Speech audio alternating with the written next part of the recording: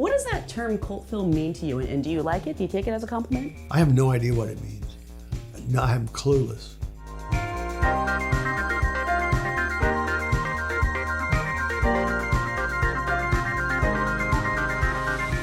What are the things that you find terrifying? I find real life terrifying.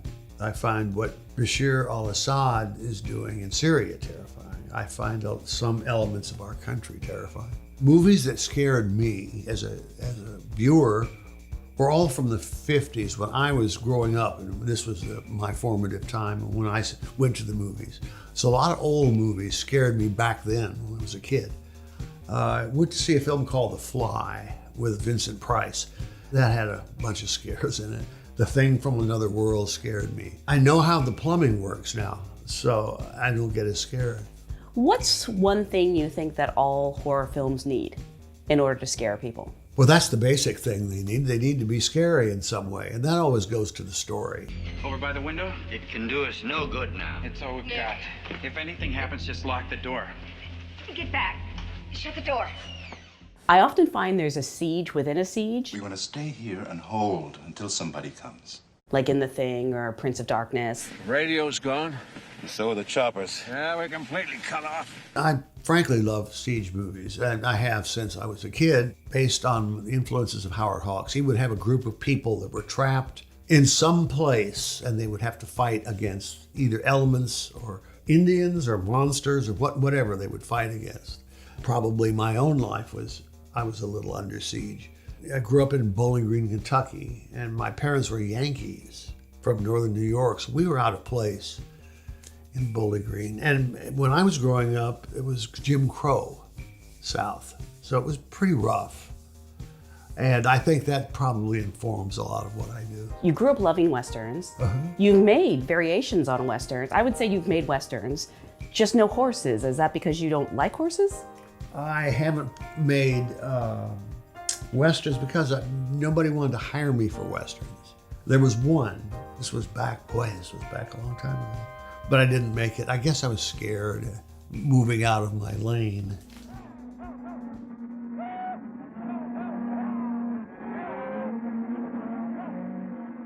I started at SC in 1968.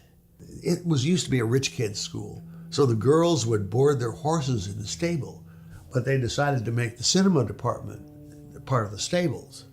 But we loved it because it was very intimate, and it was fantastic. USC was fantastic in those days. I learned all the plumbing. I learned all the techniques of making movies. When I went to film school, I got influenced, and because we studied a lot of the master filmmakers. So Howard Hawks was my favorite filmmaker. He's from the old days, from the silent films he started. Kurosawa was one. SC in those days was a very unique place. We got to see these guys in person. Orson Welles and Alfred Hitchcock, John Ford and Hawks. They would come down and talk to us. So this was our education in those days. It was great. Were you starstruck? Like, what did you Yes, want I to was. ask? I was absolutely starstruck. I just wanted to ask questions about their movies, and see what they said. You technically didn't graduate, right? No, I didn't graduate. You left to make a movie. Yeah, I did. I also would have to pass a French course to graduate, and I'm no good at that. I can't do that.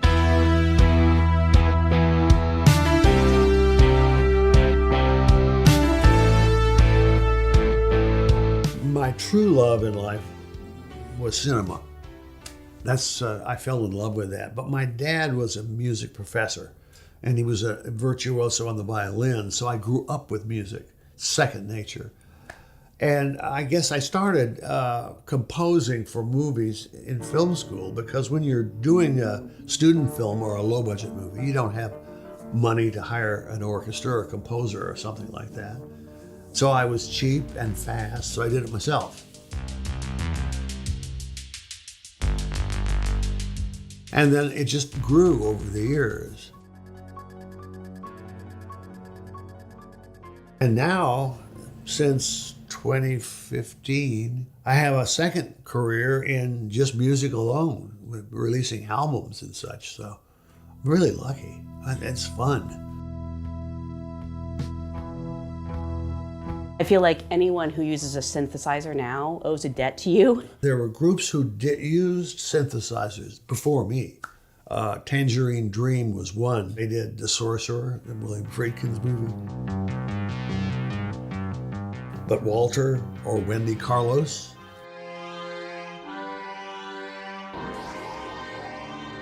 There have been a lot. 10, 9, 8, 7, 6. What was your first day like ever on set as a director? Oh, wow. That would have been Dark Star. That was a semi-amateur movie that was made out of college, and it was okay back then, but my first day on a real film, 35 millimeter Panavision movie, Assault on Precinct 13.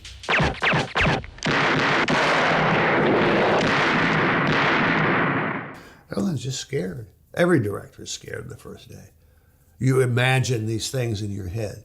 You imagine what's going to happen to you. You imagine starting out and nothing will work, the camera breaks, the actors don't work. You know, it's just anxiety. Is it ever as bad as you imagine, or do you always Worse. pull through? No, it's fine. What's sort of your take on critics? Can you find them valuable? I have to give everybody in this room credit because my first bad review was from Daily Variety, and they got me. Oh, What film was it for? The Dark Star. Central trunk elevator shaft is now activated. All personnel, please clear the area.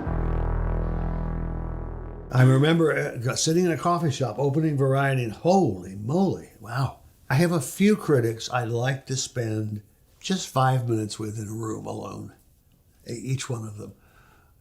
I'd like a little payback.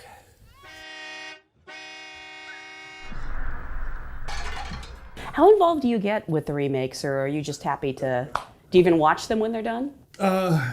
Sometimes. Well, there are two kinds of remakes of my movies. One kind is like in The Thing. Universal owned the rights to The Thing, so they didn't ask me anything. But a movie like The Fog, I wrote the screenplay, so they actually have to pay me. That's my favorite kind of remake, is to extend my hand and receive a check for doing nothing. That is a profession I can handle. One remake you were involved, or reboot, I should say, was the recent Halloween. What prompted you to want to be involved with that one 40 years later? Jason Blum came to me and said, this movie's going to be made. So would like you, John, to come aboard as a executive producer and just sort of shepherd it through and maybe do the music. He challenged me. He said, why don't you get off your lazy butt and make it good instead of sitting around complaining? So I said, okay. So it was about like that. What was it like coming back and specifically working with Jamie? Oh, she's just awesome. She'd matured as an actress, and she's just terrific. Jamie is truly a force of nature. She must be dealt with. Michael's here. Get downstairs. Go, baby, go! Another frequent collaborator, Kurt Russell. I see 3 Kurts behind you. Yeah. And you kind of gave him his first adult role with Elvis. He credits you anyway. Yeah, he played Elvis, and really well. When I was a lad, an old Shep was a pup. First of all, I didn't cast Kurt. Kurt was already cast, and they couldn't find a director for this. And I really wanted to do it. Kurt is just a tremendous actor, but he's from the old school Disney acting. He comes in, knows every line, knows everything. So I don't have to say much to him. We just get a rehearsal going, then we shoot. And he's my kind of actor. Now from here on, it gets pretty normal. Office's storeroom's a nice false front. I count to 3. Hello, I open that door, we move out. Follow the leader. 1, 2, 3. We may be trapped. Just love him. And we're friends, you know.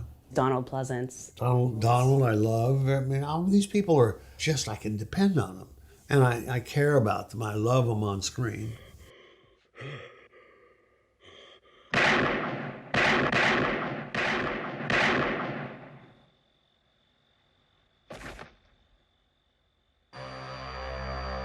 So yes or no, it's William Shatner? Yes, of course it is. They made a Captain Kirk mask, which looked nothing like Shatner, nothing like him. But so we just doctored it up. We were low budget, man. We were $300,000.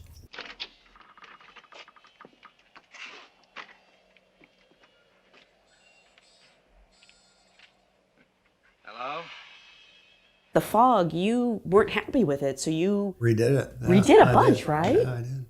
Well, a lot of people shoot more footage after the movie's cut. I mean, everybody kind of wishes for that because hindsight is easier. And I saw things that didn't work and I didn't like, and so I just went back and fixed it.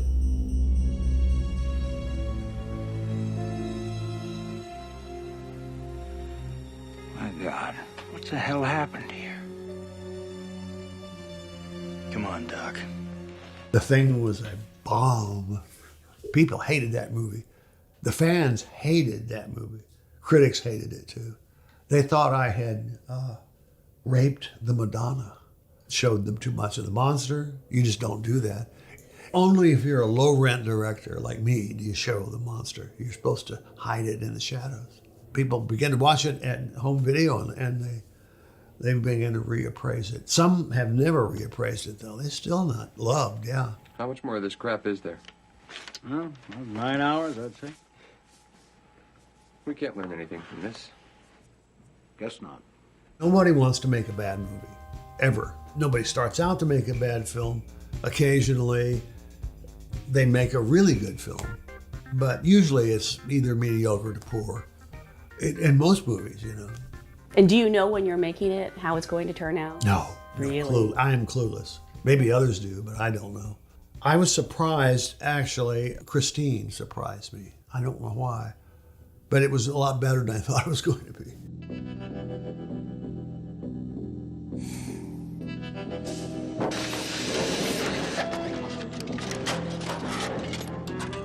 It's such an interesting premise, like, a possessed car. What appealed to you about doing that one? A possessed car. I needed a job after The Thing because nobody would hire me. So this came along and I took the job, and it turned out better than it had a right to. We discarded one element of Stephen King's story, which was the ghost of the owner would sit in the back seat. I thought that might be kind of cheesy, but I don't know. I maybe made a mistake. But it turned out okay. It was a fun shoot, and there we go.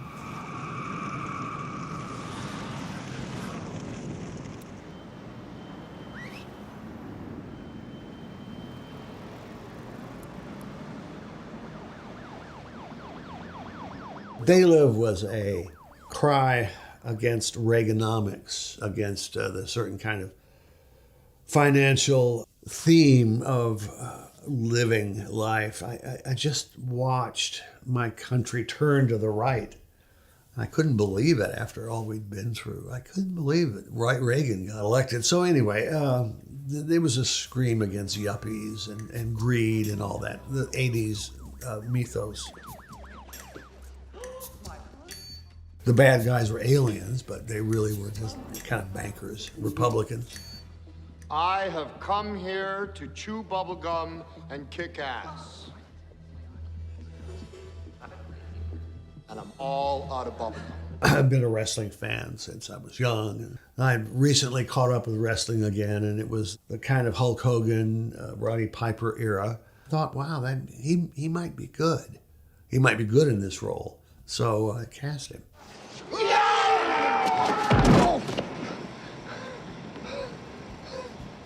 I don't ever want to watch my movies again. I am done with seeing them. I've worked on them. That's the best I can do. Out they go. And if I have to talk about my films, I will before or after screenings, but I don't want to see them. Oh, God. Sometimes I will come across it on television, one of them, and I'll say, what was I thinking in that scene? Why did I do that? That's stupid. Why did I put the camera there? So I will go through a blistering critique of my own directing. What accomplishment are you most proud of? Oh, Jesus, surviving. Just by getting these movies to release is a big deal. Just finishing a film, that's my... when I was a kid, I decided at one point I wanted to be a movie director and have a career in directing movies, and I got to do that. And a lot of very talented people never got the chance to do that. So I'm really lucky. I'm really lucky. If someone did come to you for advice on surviving in this business, longevity, what's the one thing you would want to tell them? Don't lose yourself, no matter what happens. Keep in touch with who you are when you start. There's a lot of things happen to you. Success and failure both. Don't lose yourself through those. Stay in touch with who you are.